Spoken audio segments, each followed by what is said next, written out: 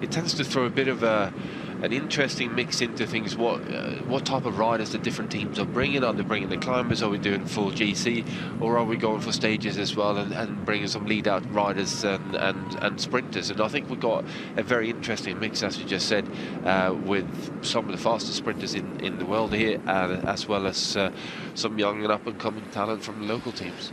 Yeah, these races are always very interesting to see. You've got lots of local Slovenian talent. Again, just to go through the composition of the field, 5 World Tour teams, 4 teams at pro-continental level. That's essentially the second division teams. Then we have 9 continental teams and 1 national squad.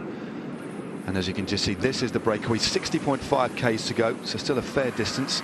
I'm hoping that we'll get the time gap back to the peloton, which are moving along at a fair rate of knots. But the composition of the breakaway today, Nicola Baggioli is there for Nippo Vini Fantilli. They're in the orange and blue kit. That's the pro-continental Italian squad. And the rider on our screens at the moment, that's Luca Paccioni, 23-year-old Italian rider for Androdi Cinemek, in that red and white kit. Also there is Primoz Obau of the Slovenian national squad. He's in their blue and white kit. There is the bunch, and a real lick on here. You can just see here the bunch being been led along, no doubt, by the sprinters teams. Looking at the parkour today, definitely one for the sprinters. We'll finish off who's in the breakaway. Andy Batch of Slovenia Amplat BMC. We also have Ziga German there, another Slovenian rider, one of the youngest riders in the field, in fact, at 18 years of age, from Broj Ljubljana. And meanwhile, the bunch is being led by Bora Hansgrohe. They've got Sam Bennett amongst their number. In a few moments' time, we'll go through some of the sprinters in this field. But all the World Tour teams now muscling in at the front. And just finishing off our breakaway riders in front, we have Tomas Bukacek of the Czech Republic. A veteran rider, 39 years of age. He's riding for the IKOV Author cycling team. Also there is Matthias Klizek of Austria, riding for the Austrian Tyrol cycling team. And also Nicolo Salvietti of the San Gimini MK Cavis team. So that's the composition of the break. But meanwhile, Magnus up in front, all the sprinters teams starting to amass. They don't want to let this one slip away from them. No, they certainly don't. And there are quite a number of sprinters here. Like, well, it's going to be interesting to see what sort of state Mark Cavendish is in, whether he's got any legs on him or not. But I would have thought that Mark wouldn't come back into racing unless he's got some sort of an okay condition and legs to be somewhat challenging for stage honours at least. But then we got one of the teams here that one of the sprinters that I'm really interested in watching all the time is Jakub Mareczko from Villa Tristina. I've seen him on a number of occasions. He's incredibly fast. He's just missing out on that top step. But I think sooner or later he's going to really come into his zone and start winning. And when he does, I think he's going to be unstoppable for a while. I think there's one particular stage that Mareczko is riding for the Villa Triestina team there in the red and the fluo kits. Narrowly missed out on a stage win in the Giro d'Italia, came up very late in the sprint. I forget who won that stage, but no, a very exciting sprinter. Also Cavendish there, Roberto Ferrari of UAE Team Emirates, Luke Mesquets of Orica Scott, Sam Bennett himself coming desperately close on a number of occasions in the Giro d'Italia. But we do have some very fast riders here indeed. Sonny Colbrelli, another rider to conjure with for Bahrain Merida. But with 58.3 kilometres to go and the bunch moving at a pace, we're going to take a first commercial break.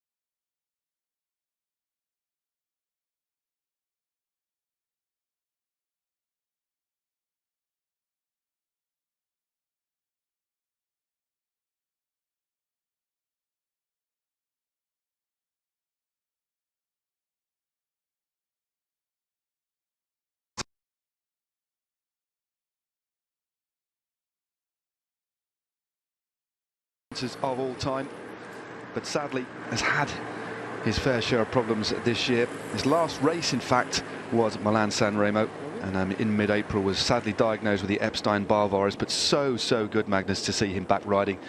And as you said, he certainly wouldn't be risking his health doing this race. But just looking at a couple of the interviews, he just wants to be part of the team again and wants to help with some victories. And I think even Cav, although he'd dearly love to win in this race, I think it's just a matter of just betting himself in, because the virus that he's got, you know, he's been open about it. It could be fine in months. Some people take up to 10 years to recover. It really is a voyage into the unknown, isn't it? And some people never recover from it. Indeed. So yeah, it's obviously a very difficult situation for Cavendish to come back into racing, and you know, how's his body going to respond to this, and how's he going to carry on going forward as well. So I think it's, like you said, it's a very wide open sort of entry to Mark Cavendish to see what he does and how well he goes, and if he can help out, or if he can win himself. We just don't know at the moment. Exactly. Now, I think that is one thing about Mark Cavendish. He constantly surprises us. You think he lays low for a bit, then he pops out and wins, just to remind everybody of his sheer class and determination and grit. And he's a classy rider. He's a rider that's full of grit and fight, but he's also a real team player as well. And Dimension Data, looking through the field here, Dimension Data bought a really strong team. This isn't a B team at all. This is an A team. They've got Mark Cavendish there, Bernie Eisel, Ryan Gibbons.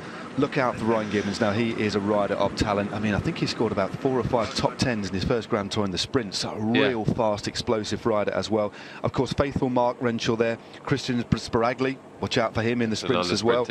And then Jansi van Rensburg and Nathan Haas, I think, for the overall classification. Van Rensburg can climb very well, and Nathan Haas has had a fantastic year as well, a real punchy climber. Yeah, he's really taken a big step up, and certainly in the Ardennes Classics he was going really well. So yeah, whether he can get over this big climb that we have on stage 3, it's a 13-kilometer climb. I'm not sure whether that's sort of slightly out of his reach, but nevertheless, he's certainly been very good this year. Indeed. Well, there's Dimension Data, tightly packed at the head of affairs. Third or fourth team back. One of the teams that's doing a fair bit of chasing is Emirates at the moment, Border Hansgrohe. It's worth talking about the Border Hansgrohe squad, the German World Tour team. Their world champion Peter Sagan is over riding at the Tour of Switzerland, but they've brought Rafa Majka here as well, looking ahead to the Tour de France, the Polish road champion. He has to be, I think, looking at the field here, it's a solid field, but in terms of the parkour, especially stage 3 with that mountaintop finish, he is, you know, on paper, the rider that should really look at winning this overall. Yeah, I certainly think so. Maybe Visconti, depending on how he's going at the moment. But like I said, Rafa Majka's got to be the outright favourite for the win. But it also depends on where he's at with his build-up towards the Tour de France. And I've got to say, I'm somewhat surprised to see a rider of Majka's statue choosing Tour of Slovenia to come and sort of do his pretty much final preparations for the Tour de France. You know, there's a lot of more mountainous stage races that he could be doing and preparing himself for the Tour de France with. So clearly he's done enough training in the mountains to feel confident with that, and maybe just need a little bit more sort of speed and undulating kind of territory to finish off his preparation. Yeah, I mean, he is a pure climber. Has obviously got stage wins in the Tour de France. Had a very good, won a big stage, the Queen stage in the Tour of California. Lost out overall, didn't do quite so well in the individual time trial. But as you say, this isn't the hilliest of races. But for some riders, they might have had, you know, generally the riders at the Tour would have had altitude training camps as well, and maybe, like you said, just want to fine-tune the speed. But if you're constantly riding climbs, it can actually deaden the legs. You can lose that little bit of zip that you need ahead of a Grand Tour as well. Yeah, you certainly do, and the speed at the Grand Tour, certainly the Tour de France, is so much higher on the flat that you do need the speed in your body to be able to cope with that first week and sort of not have that leave a big dent. And when you get towards the Tour de France, I think, well, most of the riders here, they will be doing certain training rides behind the car and behind the motorbike, just to simulate that high pace that you're turning over. And you tend to turn, obviously, a very big gear then as well, because if you're sitting at 50+ kilometers an hour, you have to turn a big gear to keep up, and that leaves a different type of, like I said, deadness in your legs as well. So you got to be prepared for everything by the time you start the tour.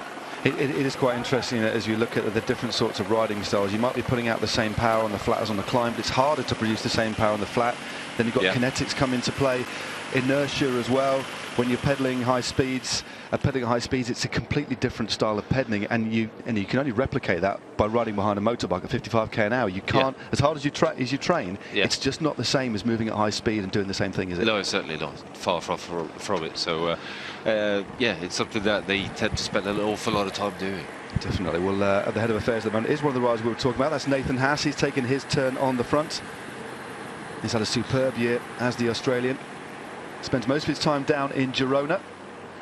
They're clearly looking ahead for, well, trying to put one of their sprinters in the mix, and it will be interesting to see who Dimension Data choose. Will it be Mark Cavendish?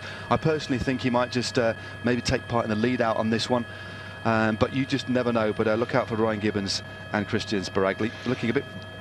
There might be that they try and play a two-up sort of sprint for today. Not something that teams do an awful lot, because usually you throw the kitchen sink at the sprint and go with everyone for one particular rider.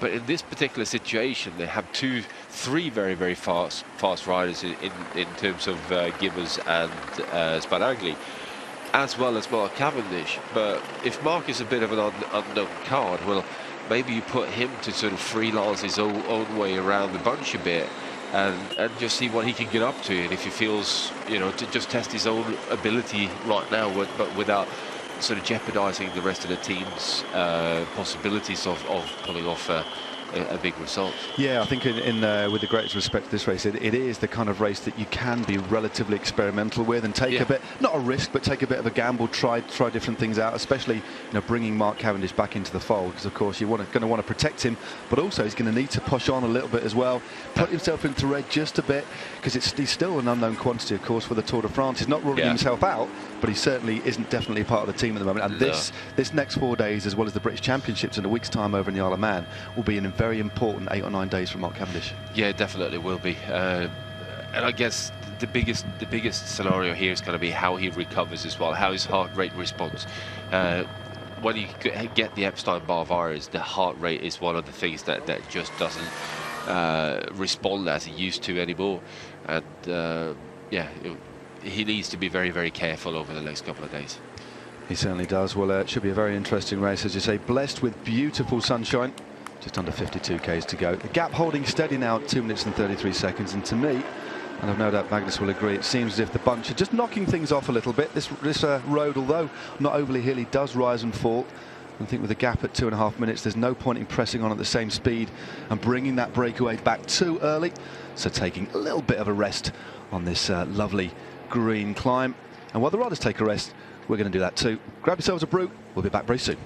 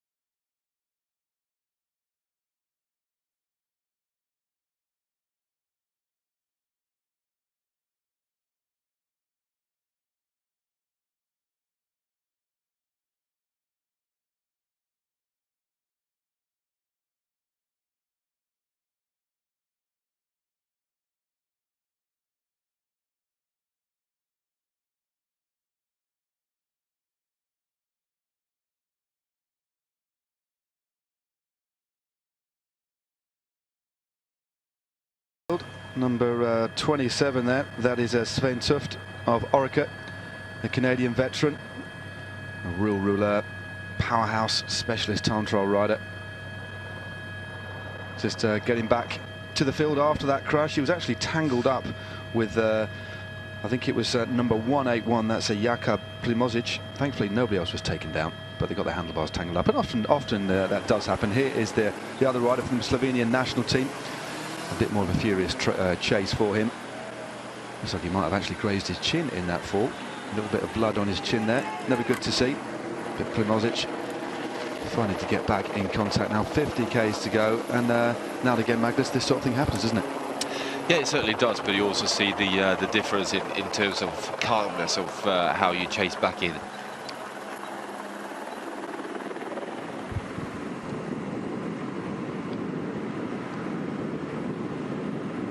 Well, welcome back.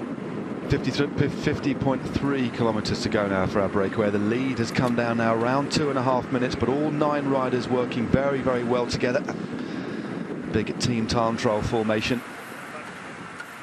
Baggioli is there for Nippo Vini-Vantini from the Pro Continental team. He's probably one of the more experienced riders in the mix. Looks like we've got another crash here. That's Maciej Migleri of the Amplatz BMC team, the Austrian squad. Several riders. I don't know whether he was having a call of nature there, Magnus, or actually took a bit of a tumble. But a few issues at the back of the bunch here at the moment. Maciej Migleri there. He just seemed like he actually put his wheels outside of the tarmac and just got caught up there. So Migleri, actually coming from Slovenia, he's certainly one of the top riders from their country. He rode for Liquigas a number of years back in the day.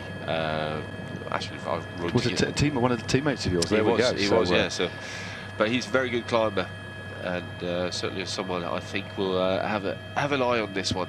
Definitely. Well, it's a rider of that quality with that experience. You do often see riders, at World Tour level, especially when this is their only trade. This is all they've ever done and aspired to do. You quite often see riders without World Tour contracts moving down to Pro Continental level, but passing their experience on to the youngsters. And quite often, as is in this situation, he's riding for the Austrian team, Continental team, essentially 3rd division. But the experience of riders that have ridden at that high level, so important to nurture those young riders, give them those bits of advice, especially when riding amongst such esteemed company. Yeah. You always need an experienced rider, an experienced head within the team to make decisions on the road and to, like you said, guide these riders. These guys don't get to ride with the radios, and they don't have the inside knowledge from the team car, and with that, it's very, very difficult to pass on the experience from maybe an older, sort of more experienced person in the team car to the riders. So what you have to do is get 1 or 2 riders who are coming down from the World Tour and get them to help the young riders develop and move forward in the carriers. Yeah, I think that is one of the things we talk quite often about in commentating, is the fact that you have riders from the 3rd division battling it against World Tour opposition. That looks like Gianni Visconti. Indeed, one of the riders to definitely look out for, especially on stage 3. A very, very gifted climber indeed. Had a good Giro d'Italia as well. Very, very aggressive. Of course, spent many years with Movistar and is now in Bahrain, looking after the interests of Vincenzo Nibali. Double former Italian road race champion. Looking very, very easy. But I think, yeah, he could be one that poses a genuine threat on the GC. Yeah, it certainly could be. I don't think the climb on stage 3 is going to be too big a problem for him, and he should be coming out with a pretty good form from the Giro as well, so certainly a man to keep an eye on. Definitely. Well, meanwhile, back to the break. The lead still holding steady, 2 minutes and 27 seconds now, so the bunch rolling on very nicely. But interestingly, the only climb of the day, well, that was won, as I said, by Luca Paccioni. It was on that climb that the break eventually forged clear. So with there only being one King of the Mountains climb today, that means that Luca Paccioni of Androni Sidamek, the young Italian, he will be resplendent on the podium today in the King of the Mountains jersey. And just while we're talking about jerseys, and we see Bora Hansgrohe drilling hard on the front now, the general classification of the leader's jersey in this race is green. So just to confuse things, there's no yellow at all. We haven't got a yellow. You've got yellow marker pen out. I've got no yellow marker pen out today. That's in my pencil case. So we've got green For the points classification, it's very similar to the Giro. It's a red jersey. King of the Mountains is blue, and then the one that we all understand quite relatively easily is the white jersey of best young rider. So there's your points, or your jerseys, sorry. And meanwhile, at the back of the group there, it's Visconti on domestic duties. That's interesting to see, but this could be a day for Sonny Colbrelli, I think.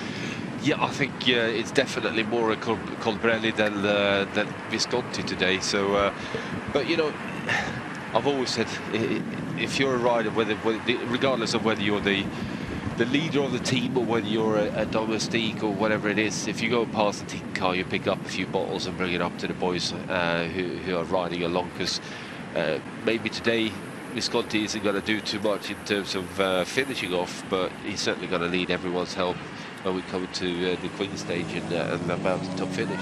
Yeah, always good to see that. And as I say, you know, you've got Visconti chasing to get back on full of bottles and a teammate driving hard on the front. That can be a little bit frustrating sometimes. You can see way up the line, you've got another 4 kilos of weight and you've got your team drilling on the front. Can't make it a little bit. It's not easy, is it? They make it look so easy, but when you're loaded up with water, especially when the road tilts even slightly upwards, you've got to put out so much more power to get back in contact. Yeah, there's an awful lot, and that's what you realise, what the weight actually does to you.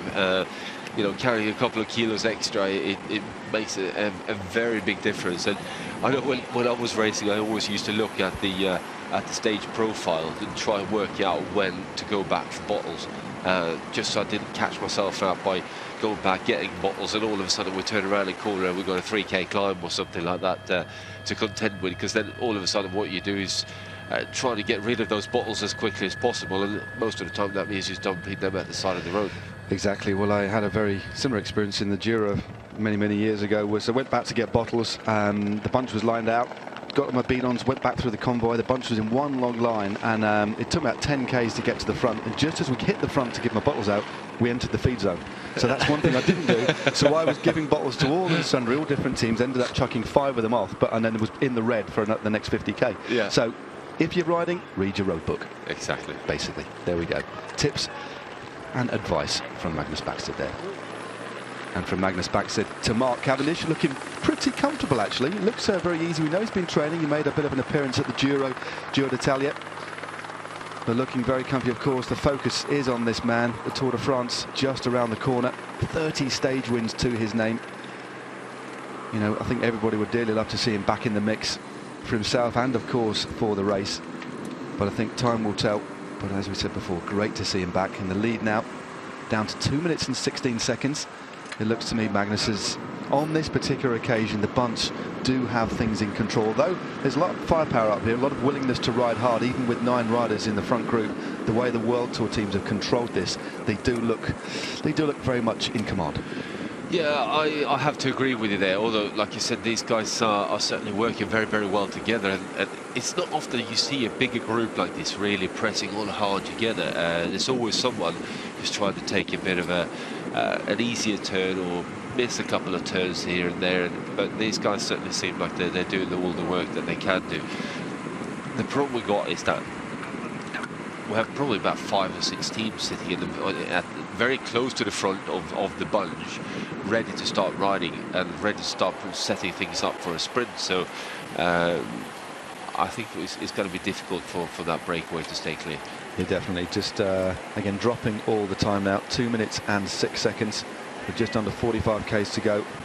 It's quite interesting though, the fact that this bunch has let 9 riders go up the road. It's quite a large breakaway group to let go clear, especially on the first day. I'd say usually about 3 or 4 riders on day 1 to make it relatively easy to control.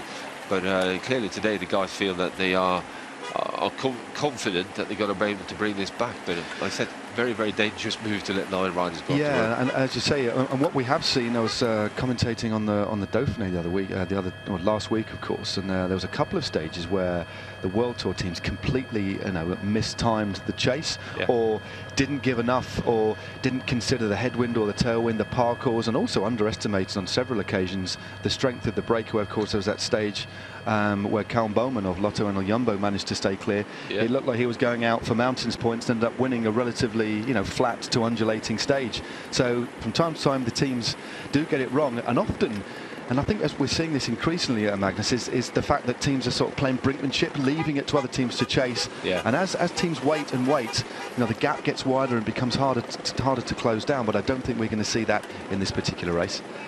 2 minutes and 7 seconds now. But again, beautiful terrain here. You've done this race on several occasions, and it is a wonderful race, isn't it? Oh, it's a stunning place. Not just the race itself, but the terrain around here. It's the roads are really, really good quality as well. So it's a really nice place to go ride your bike, actually. It certainly is. We're going to take just another short commercial break. Keep it here.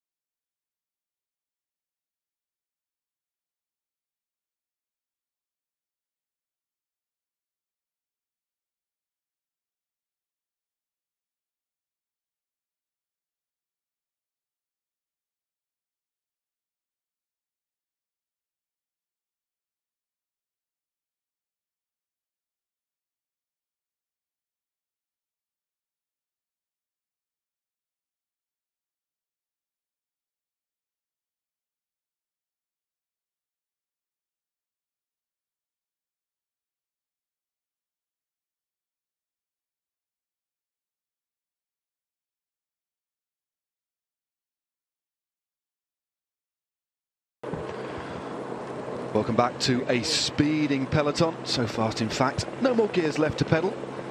So the riders at the head of affairs here. Bora Hansgrohe leading again in that green and black kit, getting as aero as possible. And it is interesting, Magnus, isn't it? The development of aerodynamics over the last few years, not just in terms of kit, bikes, wheels, etc. Just in terms of the way that riders are riding their bikes, there's a lot more aggressive aerodynamic positions they're adopting now. Yeah, they certainly are playing around with all sorts of different positions on the bike, whether it's when they're coasting down the hill or whether it's you know, pedaling on the front of a breakaway, you know, even to the point of what position you are in a line out. So if you're sitting in a break like this, depending on where you are in that break, it varies your position on the bike to get yourself as aero as possible and as much help as possible.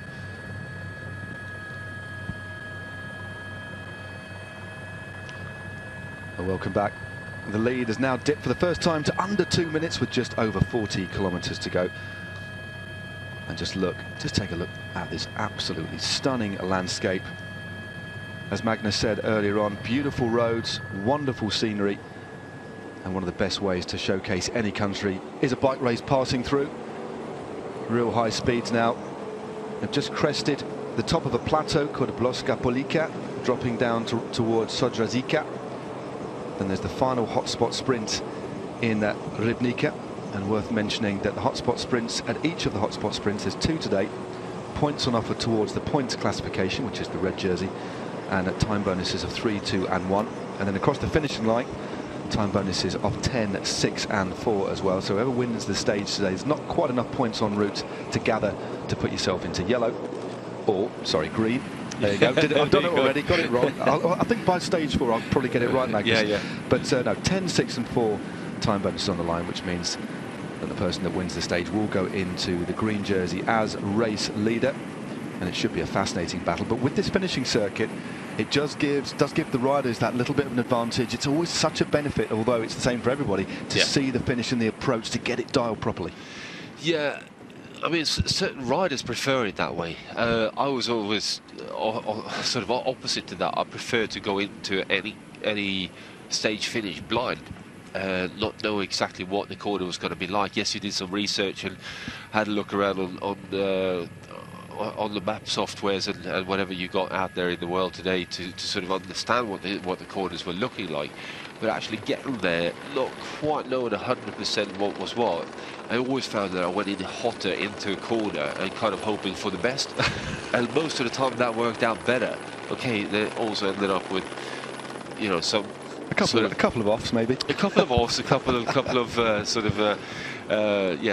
different types of bodywork needed replaced and so on. But you know, that's part of the sport as far as I see it. But I always felt coming into sprint, doing a lead out or sprinting myself, I was always better just going in completely 100% committed and not quite knowing what it was like. Yeah, I think going in blind, you kind of are kind of forced to take a little bit more of a calculated risk. But if you know what's coming up, I guess just in terms of, you know, from an intuitive perspective, you almost actually are a little bit more guarded because you know there's a big tight hairpin or a sharp right or left-hander, so you come into it with a little bit too much preparation. I'm sure it's for some riders it's great, but others it's not. You calculated your braking point into a tight corner, and that calculated braking point is too early compared to well, unless you're completely bonkers, then yeah, you can obviously go for that crazy late one, but it's never going to be quite as late as when you don't quite know how tight that corner is.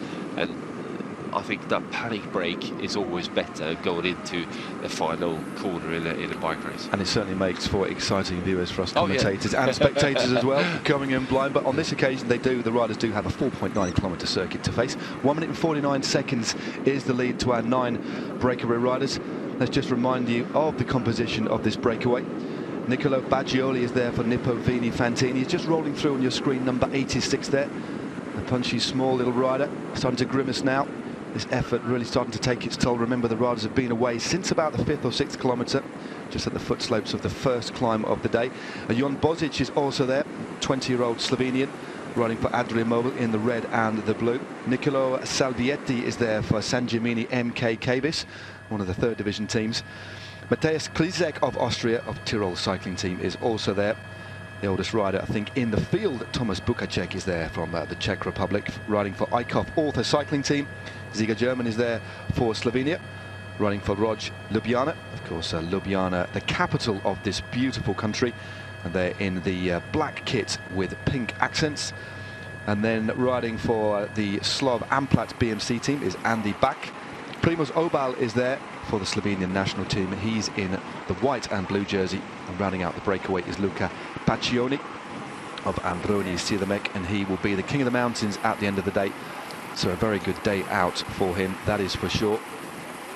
But earlier on we just saw that lovely helicopter shot going across the lake, which is worth mentioning. That's the lake of Cernica, just outside the city of Cernica, and it is one of the largest intermittent lakes in Europe. And it normally stays on the Cernica plain for about 8 months a year. So some fascinating landscapes. But meanwhile, Ruda Silic is having a chat with Bernie Eisel.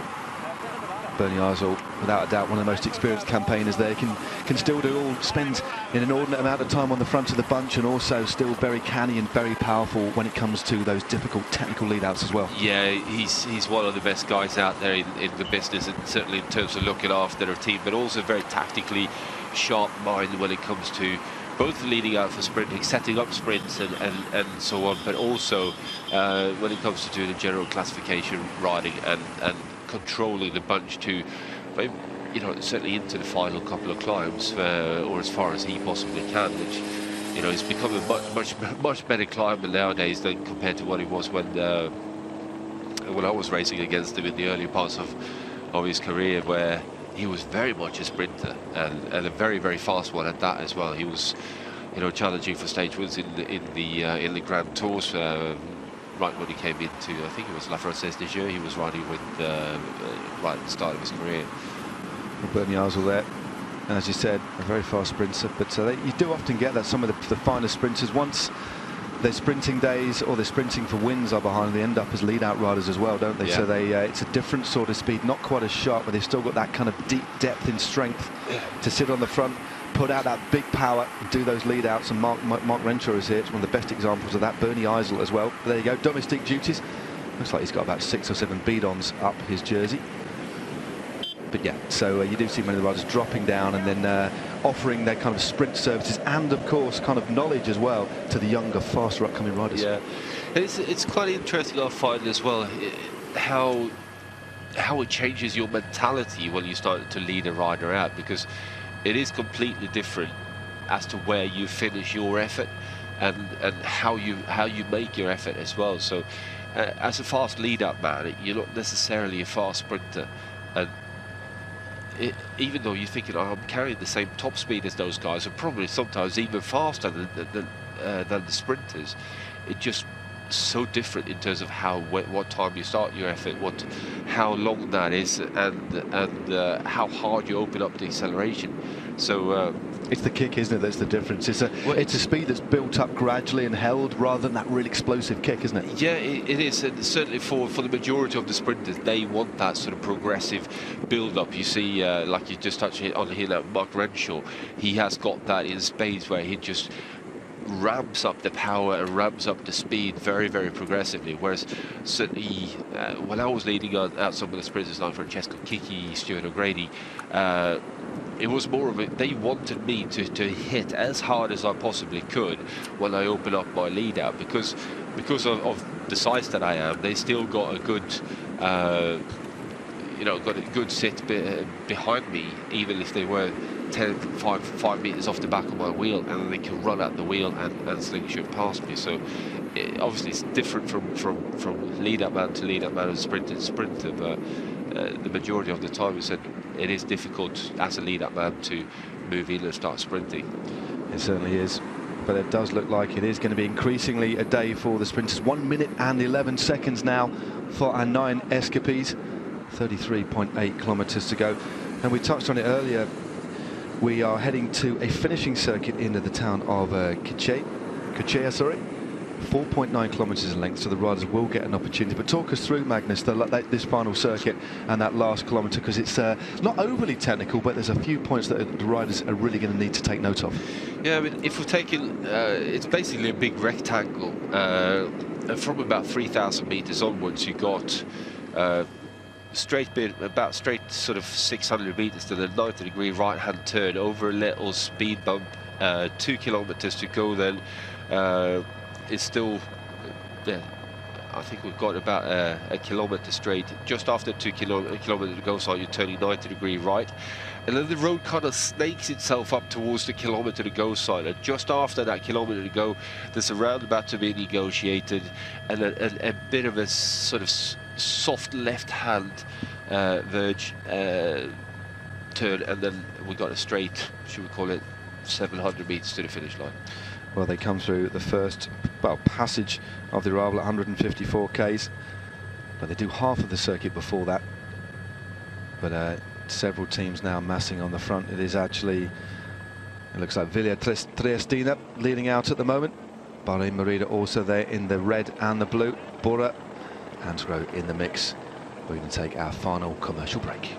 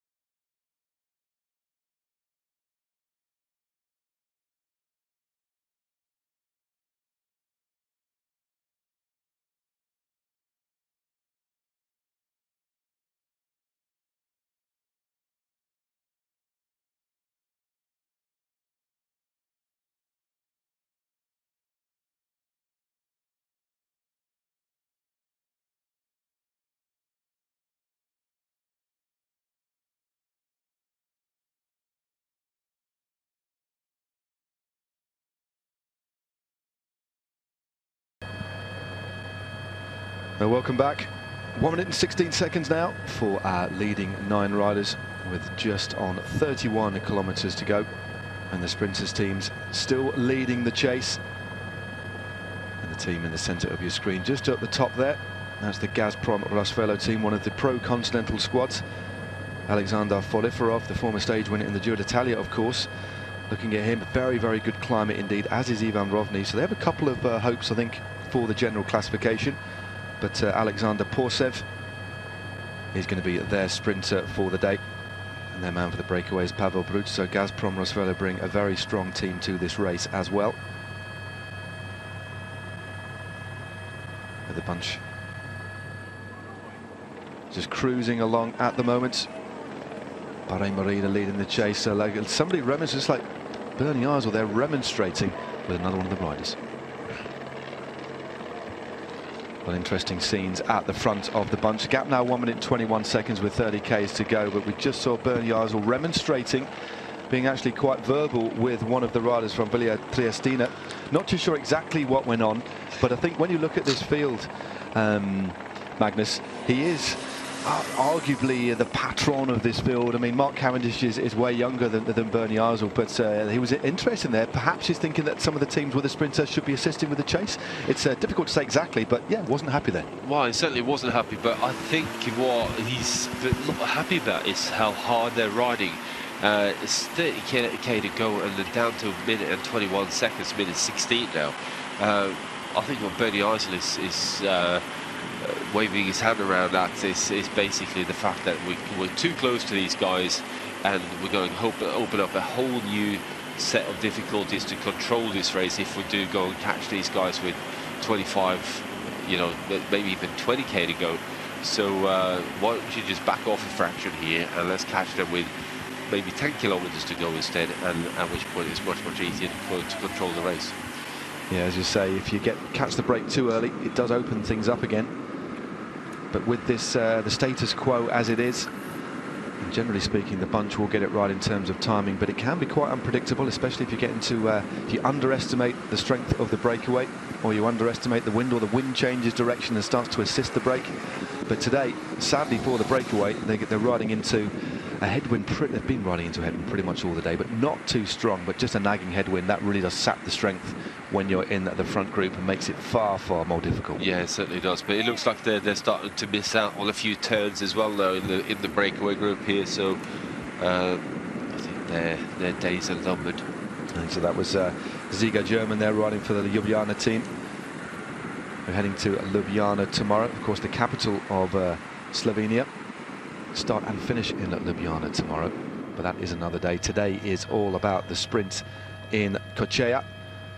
28 kilometers to go now. Let's conjure with a couple more names.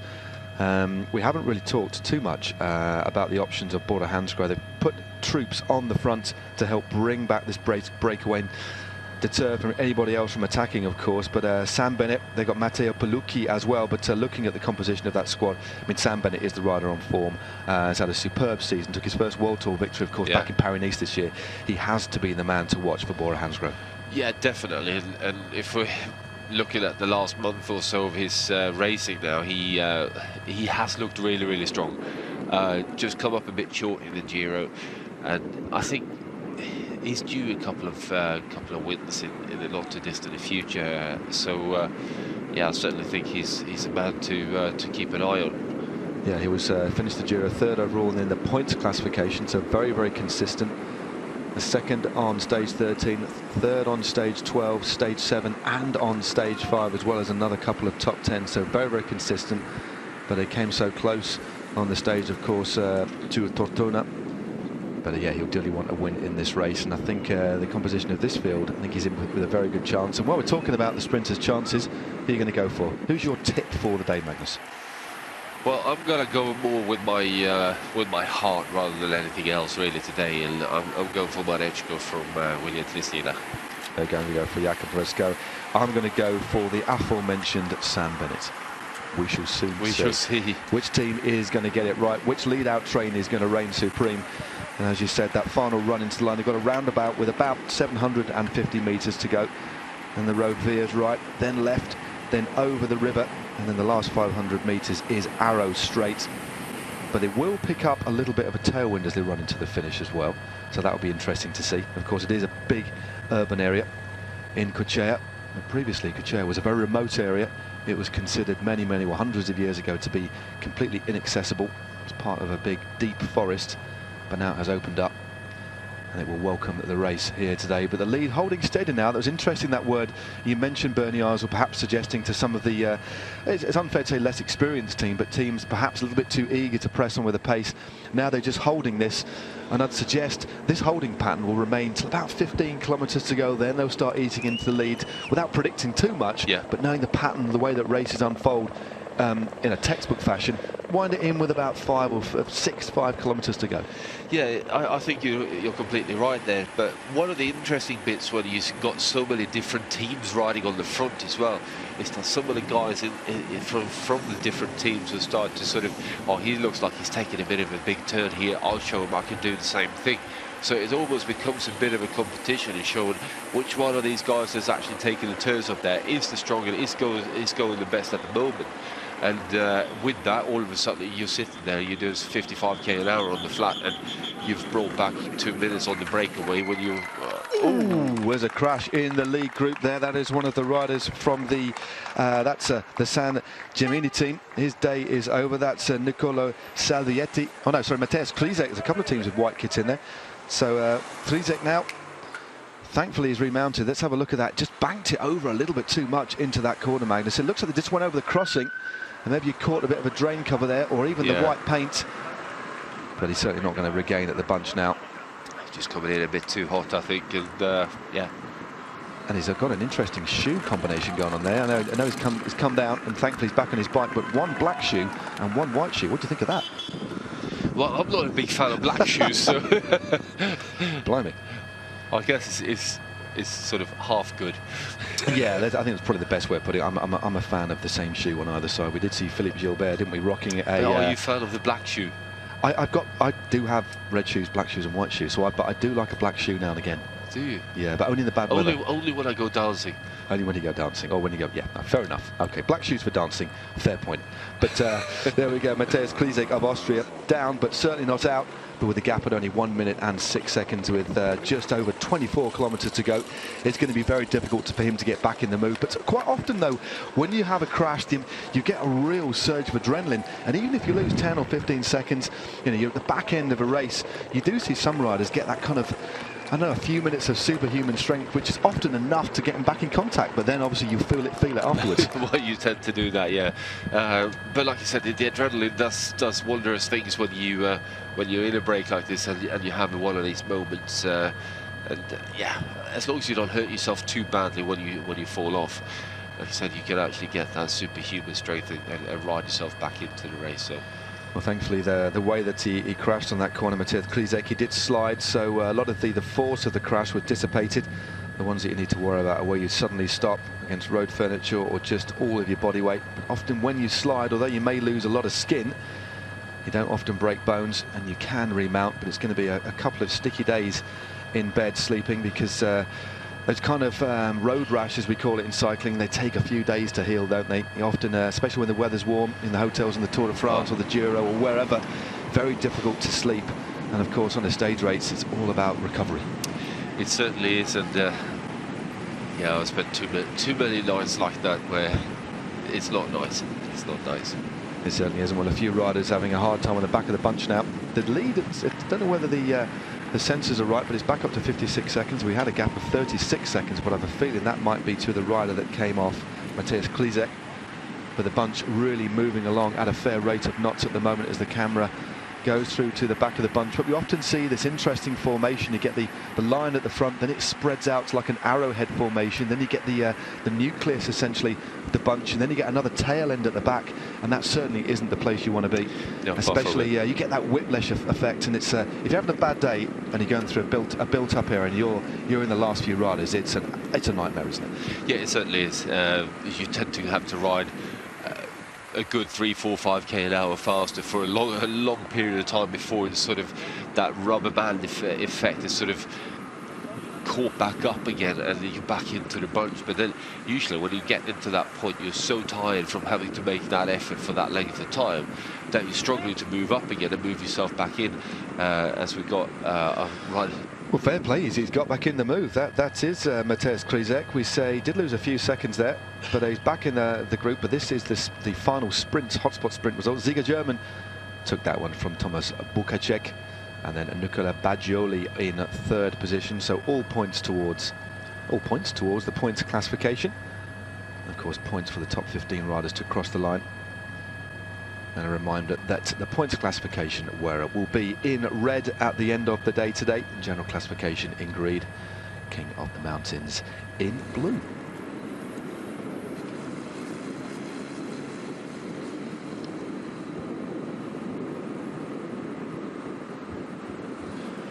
So approximately a 1 minute lead on the blackboard there for our 9 escapees.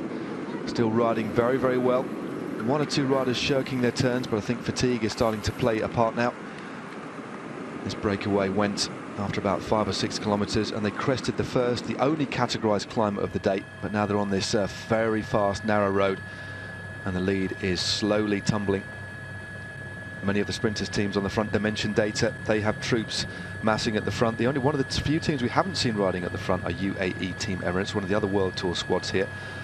They've got Roberto Ferrari there, very strong rider, not at his best at the moment. We're just talking about Ferrari, but one of the riders that UAE Team Emirates do have for the overall classification is Jan Polans of Slovenia, of course, riding his home tour, and another rider that could, especially on home soil, perform particularly well in this race. Well, he's certainly going to be very motivated to show himself off to his whole crowd here. There's no doubt about that. But like I said, with Ferrari, I'm not sure that he's going well enough to contend with some of the sprinters that we have here today, but he's become more and more of an all-rounder kind of rider. He's not necessarily the fastest guy out there, but he can put himself into various different scenarios, and if he's given the opportunity and the sort of the cards are placed right in front of him, he's still fast enough to compete with the best guys in the world.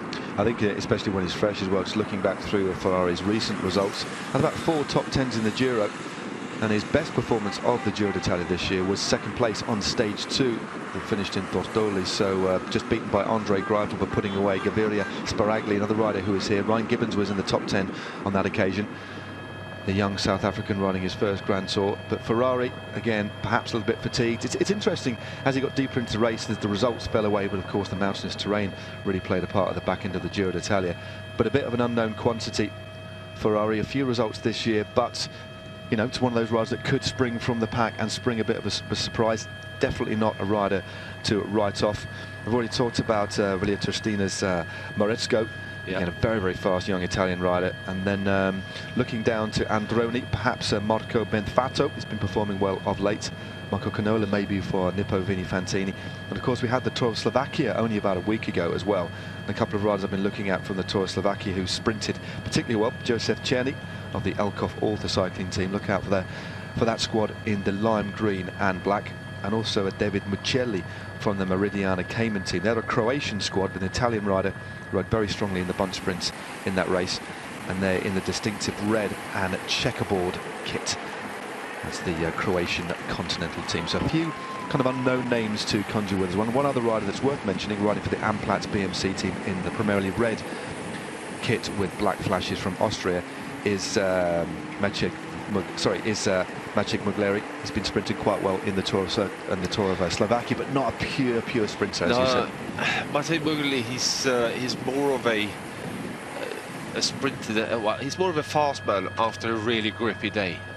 When it's been hard, undulating terrain, and maybe from a slightly smaller group, yes, he's very, very fast, but I wouldn't put him into the bunch sprint kind of fast guy. Fair enough. Well, you rode with him, you know. There we go. It's a couple of years ago now, well, around about 10 years ago, I'd say. Definitely. No. As I say, passing on his experience to the younger riders in that squad, and they've got somebody in the move today. 45 seconds now with 18.6 kilometres to go. It won't be long before they approach the outskirts of Kočevje, this beautiful city As you say, very, very fast roads, but on this particular section of the course, these roads are quite open, and with a gap at only 45 seconds, it won't be long before the bunch has this breakaway in their sights. And just rolling through there, that is Tomáš Bukaček of the Czech Republic. There's the Czech team, Elkov Author cycling team. And also rolling through there, that was Nicolo Salvietti of San Gimini MK Cavis. A few riders really starting to suffer there. Just going through the screen there, that was Luca Paccioni of Androni Sidemek in the red and the white. He will be the rider just rolling through their number 66 that will be the king of the mountains for today. So they'll be very, very happy with their day out. Again, the big classification, of course, is the overall and stage wins, but these smaller classifications, the hotspot sprints and the mountains classifications, we always see the smaller teams go out because they know they're going to be really up against it to win the overall and even win a stage. But these stages with the intermediate classifications really provide that extra platform for the smaller teams to get stuck into. Yeah, it certainly does, but it also it puts the rider that wants to go into that kind of competition, they have to, as of today now, they found themselves in a breakaway. They've gone for those intermediate sprints. Tomorrow they need to look for that next breakaway again to be able to defend those points that they have and defend the lead that rider might have. So it usually ends up being a well, for the want of a better word, an escape artist that really finds these breakaways and manages to get into at least 3 out of 4 days in a break and pick up points. Yeah, I mean, it can, once you've got in the early break of the day, it can actually shape the rest of the race for you, how you dictate it, and also the team's plans as well. But it looks like Chris Juliensen on the front there for Orica Scott. Certainly is. The Danish-Irish rider, very powerful rider indeed. Or is it Irish-Danish? I'm not too sure. He'll probably get back to us on that, Irish-Danish, but he won't mind me saying one of the most wonderful accents, I think, in the pro peloton. There's that Danish tinge with that hint of Irish in the mix as well. But a great rider, and I think a really good acquisition for that team. And here is Nathan Haas on the front, pressing on. As we said, had a great year. Just glancing over his shoulder to see where Mark Cavendish is. He's safely back in about 20th position. And rider number 2 there, again from Bora Hansgrohe. So all of the main teams with sprinters now putting their shoulder to the wheel and doing the work that's required. Well, it certainly is required, and all the 30 seconds with 16.5 kilometers to go, it's very, very close to the breakaway, and they can probably do with just easily off a slight bit, because those guys out in the break, they're still keen to keep on pushing hard, and then they're going to keep on pushing until they actually get caught. So just holding back a fraction right at this point, because with 30 seconds, any straight piece of road that's more than 500 meters, really, the bunch are going to see those guys in the break, and with that, it's quite easy to judge and gauge how long it's going to take for them to catch the group up ahead. And right on cue, Magnus, as you say, just on this stretch of road, you can just see, as we see the flick of the elbow there, you can just see the bunch behind. 30 seconds, fluctuating between 25 and 30 seconds for our breakaway. And you can just see the teams grouping their Bora Hansgrohe with the green helmets, the green specialised helmets. Rafa Majka there, he's in the white jersey with the red band across the centre, denoting the fact that he is the Polish road race champion. Of course, all of the national championships for most of Europe will be held next weekend, traditionally the weekend ahead of the Tour de France, where many of those jerseys will be swapping hands or swapping shoulders, and numerous furtive glances behind from every member of the breakaway, just checking. And it wouldn't surprise me, Magnus, in a few moments, 25 seconds of the lead, that bunch bearing down fast. Do you think we see 1 or 2 of these riders attacking for a final bid for glory? Oh, I'm pretty certain that's going to happen. It generally does, doesn't it? It generally does, yeah. So it was just, who's that going to be? And if they're going to go, they need to go now. Well, that arrowhead formation, a classic arrowhead formation there, just rounding this long, gentle bend, just in the shadow of the trees there, and there they are. The quarry is in sight, and the catch will soon be made.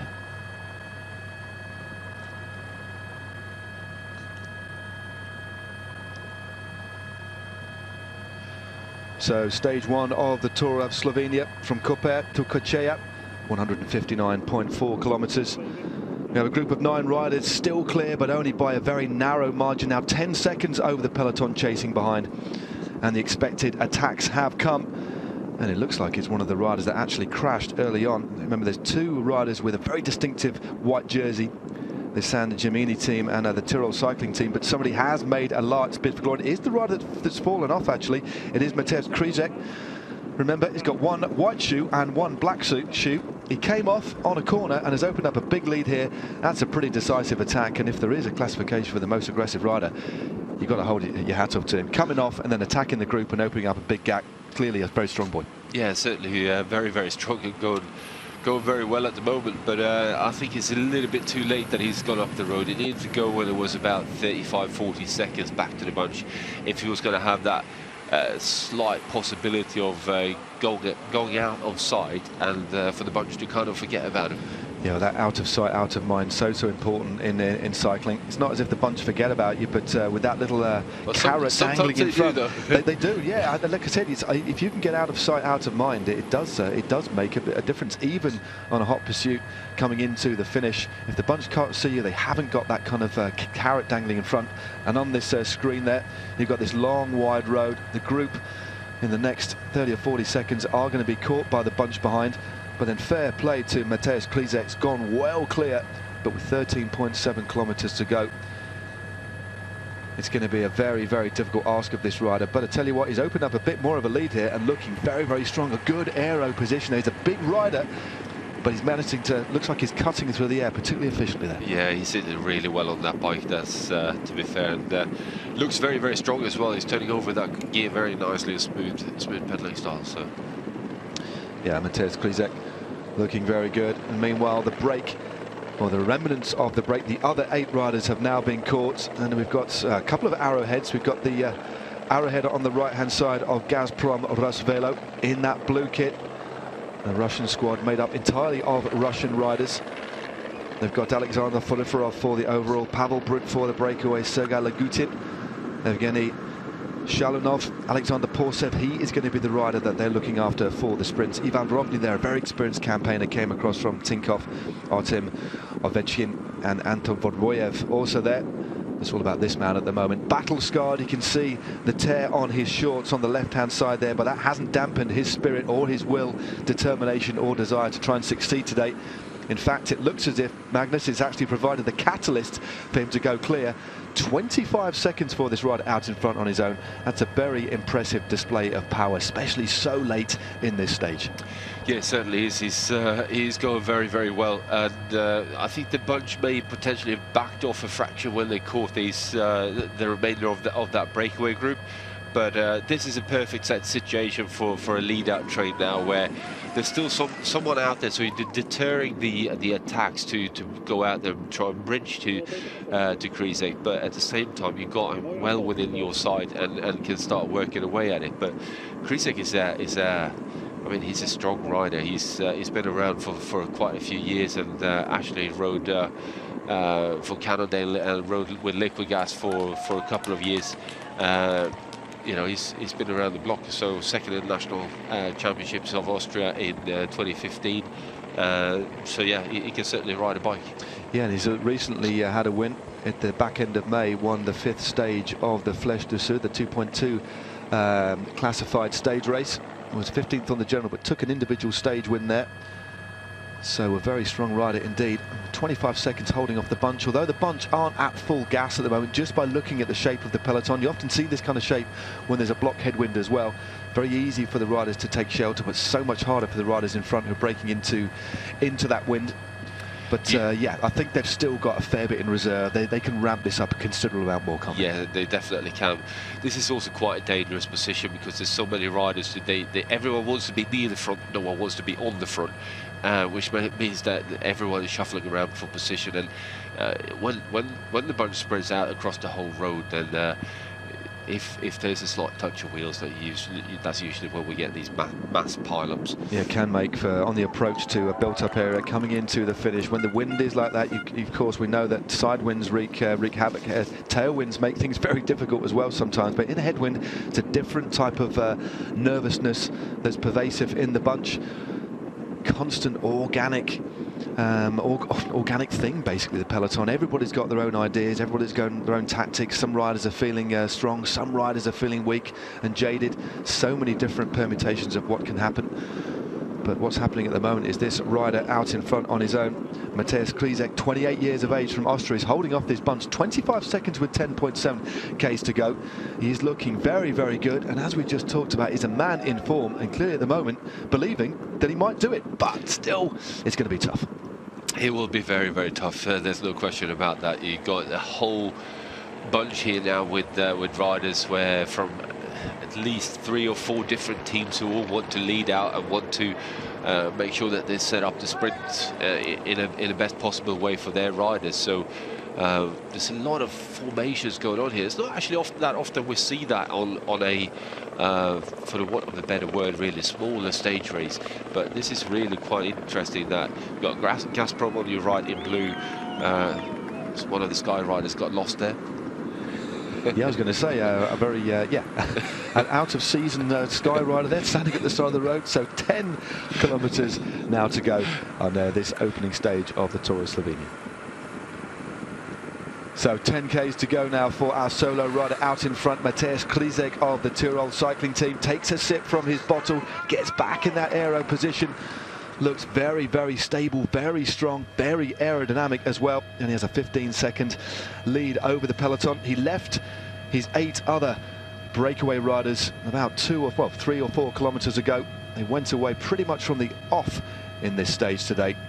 And all of the other riders have been brought to heel by a peloton which is increasing its tempo kilometre by kilometre now. You can just see dimension data on the right-hand side in that primarily white kit with the Q on their backs for the Quebec charity, of course, and none other than Mark Cavendish is amongst their number. On the comeback trail is Mark Cavendish, of course. His last race was Milan-San Remo, but still our solo rider out in front has 15 seconds. We're just coming on to the outskirts of this town of Kočevje now, just going round the roundabouts. Thankfully, a lot of this bits of road furniture have been well marshalled, but we're just on the approach now to the finishing circuit. Yeah, I think we're just about hitting the finishing circuit here now. There's a roundabout, well, if we're coming around just after the finish line, we'd do a couple of 100 metres, then turn right, and then we've got a roundabout a couple of 100 metres after that right-hand turn, and that's the one we've just gone through here now. So we're effectively on the circuit. We've got to do about just over 3/4 of a lap of it until we pass the finish line, at which point we will have 1 lap to go. Yeah, we'll receive the bell now. And Krizek, it was a brave effort by Krizek, especially after that crash he had about 15 kilometres ago. Found the strength to attack the group, but it won't be long before he is brought back by the peloton now. And we have Androni Siedemec in the red in the centre there. They have a very good sprinter amongst their number who is on good form at the moment. Got a couple of top 10 placings in the recent Tour of Slovakia. That's Marco Benfato. So Androni Siedemec thinking about their sprinter. And dimension data still there on the right-hand side. UAE Team Emirates also in the mix as well. But 8.4 kilometres to go, and the catch has been made. And Krizek finally succumbs, but a brave, brave ride by him. But now it's all back together.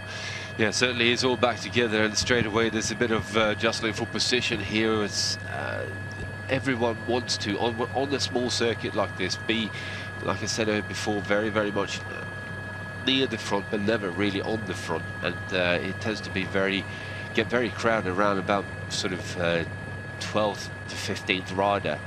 Which is where most of the guys want to end up spending their time.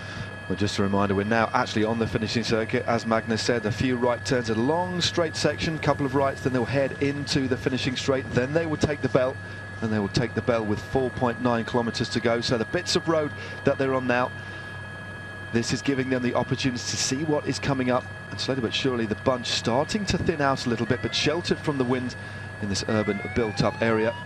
But it is the team from Italy, Androni Siedemec, who are really taking things up. And I must admit, they've taken things up very, very early indeed.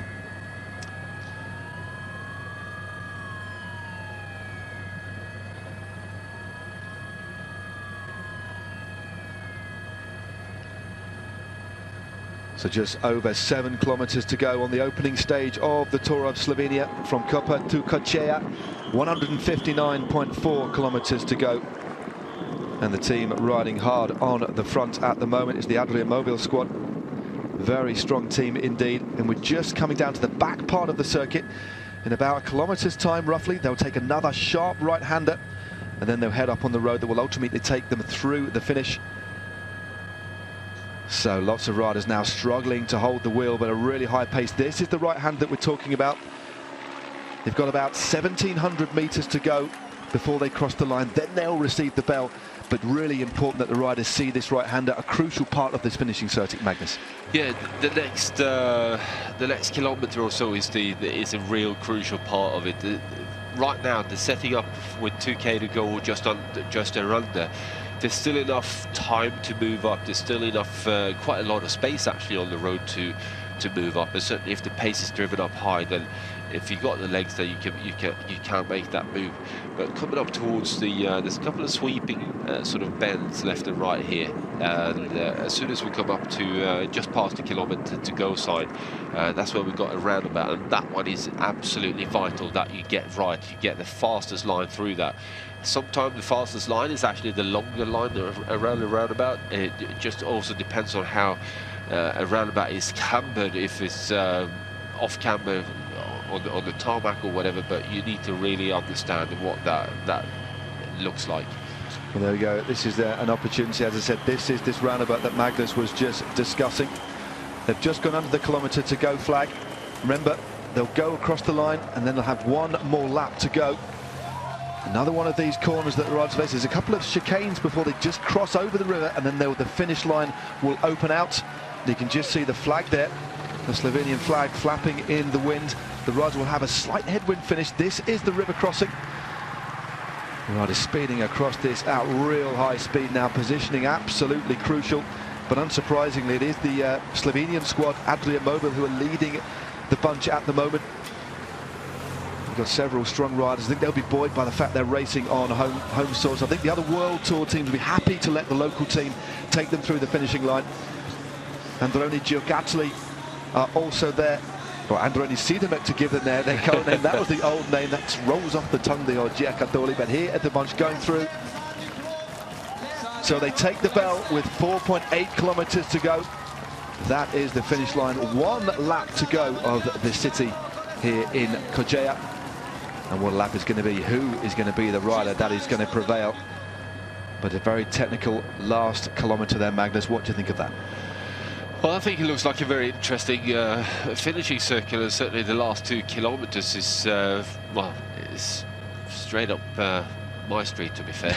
I would have loved that sort of a setup where it's fast enough, but you can actually cause a bit of carnage by those long sweeping turns that you have there. You can move around the bunch and move riders around so that you are effectively keeping your team on the front without going too hard, and that's really the key here, is to save enough riders to have the power to lie down after you take that corner after 2 kilometers to go, and then really just open up from there on.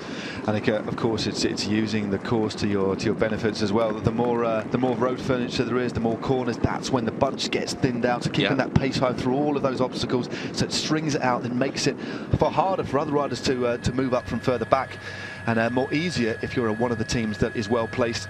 And it is still Androni Sidemek Botekia to give the team their full name. There's the confirmation of the results of the sprint number 2. This has already come up, but just to confirm, Ziga German took the victory there. Nicola Baggioli was in 2nd place, and Bozic was in 3rd position. And you look at the riders, lots of riders here, Magnus, in difficulty at the moment. Riders in 1s and 2s being spat out of the back, real high speeds now. The tempo is certainly up very, very high, and it's Bernie Eisel on the front there for Team Dimension Data. But the pace is fast, but it's not crazy fast just yet. It's enough of a big sort of bunch round about the 25th wheel, and a lot of riders now just shuffling for position. Yeah, a lot of riders jockeying for position, a lot of riders just struggling to hold the wheels. Some of the riders at the back here in all sorts of difficulty. Up speeds of up well over 50 kilometers an hour with only 3.1 kilometers to go. Another one of the Baku riders, Synergy Baku riders, being detached at the back. This just gives you a wonderful impression of speed at the head of affairs. It really is very, very difficult to simply hold the wheel, and these are classy riders, believe you me. 2.7 kilometres to go now. Dimension data really tearing things up at the front. Remember, Mark Cavendish is amongst their number. Bernie Eisel is leading that group at the moment. Ryan Gibbons is there. And they'll also look out for Christian Sparagli. So still Dimension Data take the lead. Yeah, coming up towards this sharp right-hand turn, 90-degree turn here now. Then we've got a couple of 100 metres until the next one. So right now, what the Dimension Data guys want to do is make sure they don't lose too many riders before we hit that final right-hand turn with 1,700 metres to go. And they still need enough power from there on as well to deliver their sprinter, whoever that is going to be today. It is.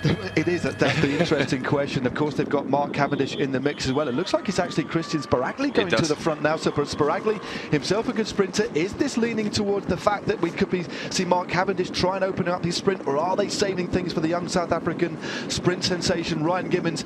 But it is Christian Sparagli, 2.1 kilometres to go, driving hard on the front. The team just in fourth wheel at the moment is the red and blue jerseys of Bahrain Merida. Look out for Sonny Colbrelli, a very, very fast finisher indeed. 1.8 to go. Still Sparagli on the front. Yeah, Sparagli on the front, and saw Mark Renshaw about 4 or 5 wheels, maybe a little bit further back than that, actually, surfing around with his sprinter on the wheel, but still very much leaving a couple of other teams in between there. So clearly not 100% sure that Sparagli is going to make it all the way to the finish line or close to it.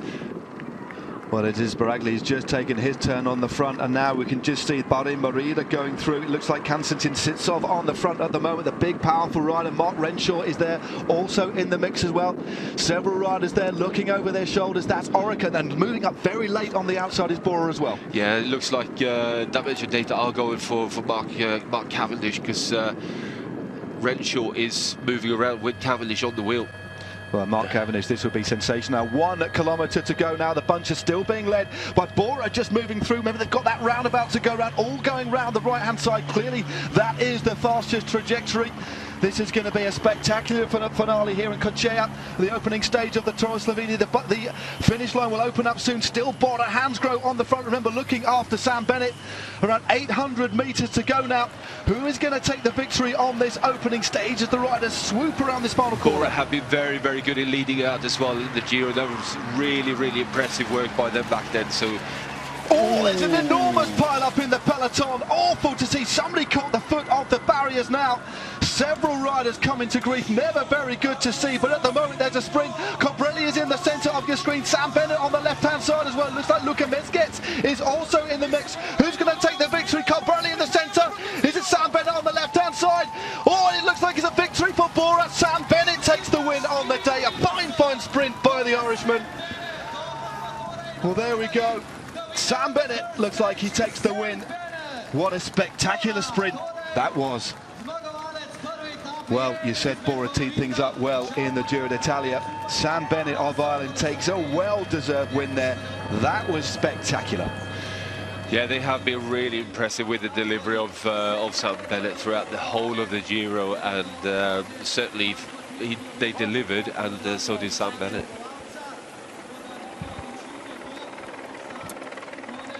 Well, Sam Bennett of Ireland takes the win there. But this is what happened behind number 6 there. Jacques van Rensburg is on the floor. Looks like Bernie. No, it looks like one of the other. Christian Sparagli is also there. These are riders just picking their way through this accident. Don't want to predict too much, but looking as if somebody clipped the barriers there. Took several riders down. Never very good to see at all. But thankfully, first aiders always sit behind these races. It is Van Rensburg. He'll be looking towards, it's Jacques Van Rensburg, not Reinhard Van Rensburg, but no, always extremely horrible to see.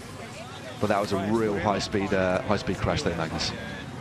It certainly was a very high-speed crash, and looks, just try and see the number on that rider. I think it was maybe one of the riders from the San Gimini team in the whites. A very similar jersey to the Tyrol squad.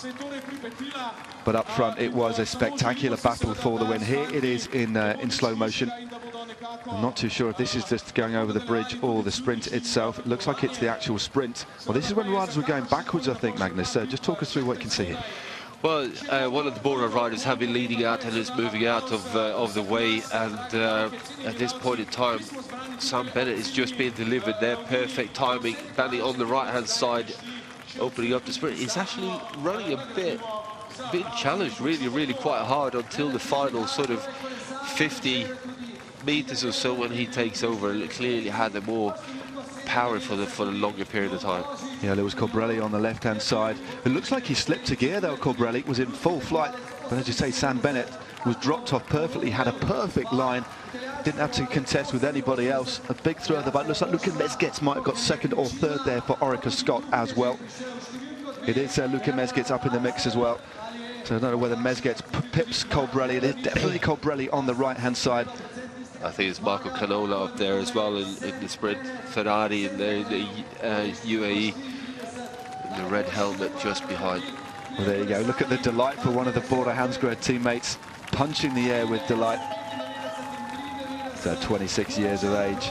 A great win by Sam Bennett.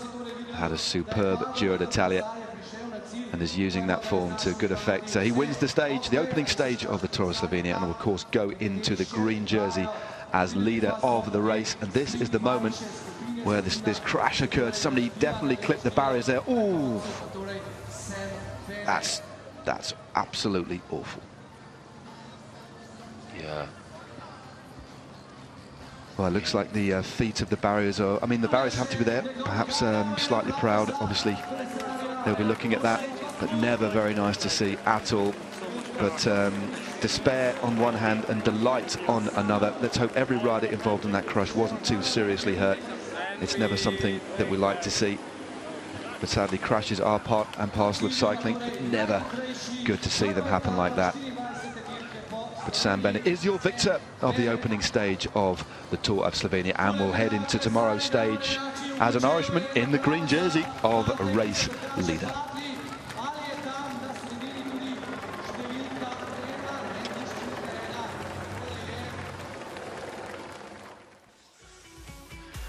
So the opening stage of the Tour of Slovenia